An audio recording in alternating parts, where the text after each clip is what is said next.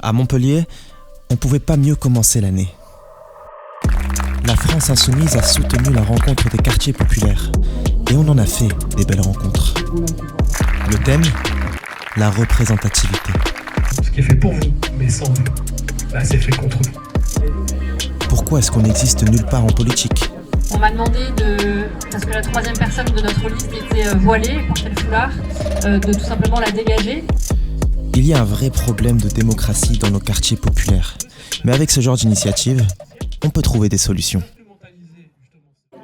Bonjour à tous, on est à Montpellier pour les rencontres locales des quartiers populaires, ici à la Cité Saint-Martin. On est le samedi 18 janvier.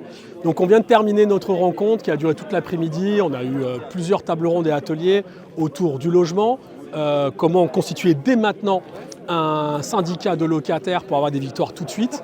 On a parlé de représentativité et de démocratie, avec comment faire en sorte qu'il y ait plus d'élus et de représentants politiques issus des quartiers populaires. On a parlé de la laïcité, comment se la réapproprier face à ceux qui la dévoient.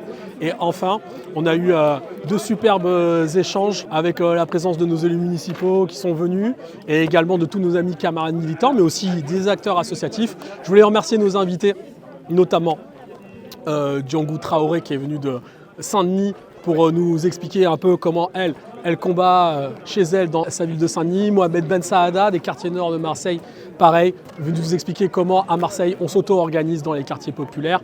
Et aussi, bien évidemment, Tariq Aoutari, un grand militant des quartiers populaires, cofondateur du MIB, qui est venu nous expliquer la mémoire de nos quartiers, parce que sans mémoire, on ne peut pas éclairer le futur. Et donc c'était important de l'avoir parmi nous pour nous expliquer un peu d'où viennent nos luttes. Après ces ateliers, on a discuté en mangeant des bonnes pâtisseries. Et on en a profité pour poser quelques questions aux habitants. Par exemple, est-ce que tu fais partie des 2/3 des Français qui souhaitent la démission de Macron ? Et si oui, pourquoi ? Alors oui, je considère qu'il est juste complètement illégitime, il ne tient pas compte du résultat des élections et c'est pas la première fois. Il mène une politique qui donne lieu à de très nombreuses mobilisations et en fait il assume de pas du tout être dans le dialogue et d'être dans une forme d'autorité complètement antidémocratique. Oui, parce qu'il n'a pas réussi le deuxième mandat, il est carrément dans la dérive. En plus, les pertes des marchés internationaux. Et il y a de plus en plus de chômeurs et ça ne va pas du tout. Selon toi, c'est quoi les problèmes principaux qui t'affectent dans ta vie ? Je dirais qu'ils sont principalement liés au travail, que ce soit les conditions de travail. Donc, dans l'éducation nationale aujourd'hui, on est face à des élèves à plus de 35 dans certaines classes. On n'a pas de capacité pour faire un réel suivi pour l'orientation. On a l'impression d'être un petit peu devenus des fois des machines à trier pour Parcoursup. Donc ça fait un peu perdre le sens en fait de ce qu'on fait. Et par ailleurs, on n'a pas non plus de reconnaissance au niveau salarial avec vraiment une dégradation de nos conditions matérielles de vie. Donc je dirais que c'est vraiment parmi les deux principaux problèmes. Et ensuite, il y a un troisième problème qui est le recul aussi de la défense de certains droits vraiment basiques, le féminisme, l'antiracisme qui deviennent presque aujourd'hui synonymes de mise en cause ou de danger pour la République. Et ça fait un petit peu peur. Exactement. La fin du mois un peu serrée.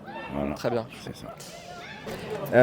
Et selon toi, pourquoi la France insoumise est le mouvement politique qui défend le mieux les intérêts des habitants des quartiers populaires ?